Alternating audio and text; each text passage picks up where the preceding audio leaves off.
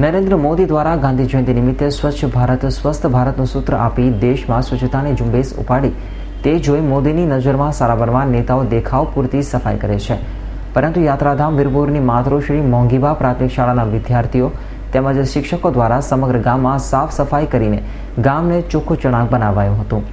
વીરપુર ગ્રામ પંચાયત સંચાલિત માતૃશ્રી મોંઘીલા પ્રાથમિક શાળાના વિદ્યાર્થીઓ તેમજ શિક્ષકો દ્વારા આજે સફાઈ ઝુંબેશ અંતર્ગત યાત્રાધામ વીરપુરના સમગ્ર રસ્તાઓ તેમજ ચોકોની સફાઈ કરીને યાત્રાધામને રૂપાળું બનાવી દેવાયું હતું।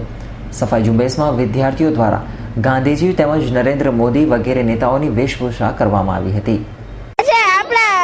ભારતના પ્રથમ મહિલા વડાપ્રધાન ઇન્દિરા ગાંધીનો જન્મદિવસ છે। આ દિવસે અમે લોકો સ્વચ્છતા અભિયાનની રેલી કાઢી છે। અમે ઈચ્છીએ છીએ કે અમે અમારું ગામ અને અમારો દેશ સ્વચ્છ રાખીશું અને મોદીજીના સ્વચ્છતા અભિયાનમાં ફાળો આપીશું। આપણા ભૂતપૂર્વ વડાપ્રધાન શ્રીમતી ઇન્દિરાબેન ગાંધી એની આજે જન્મ જયંતિ અને આપણા વડાપ્રધાન અત્યારના શ્રી નરેન્દ્ર મોદીજીએ સ્વચ્છતા અભિયાન ઉપાડ્યું છે।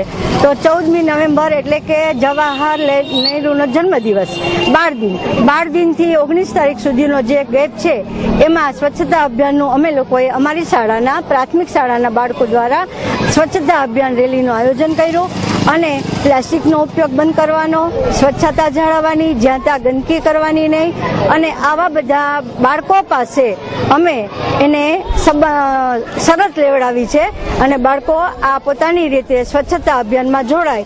Hitesh Rathod, S9 news, Jaipur.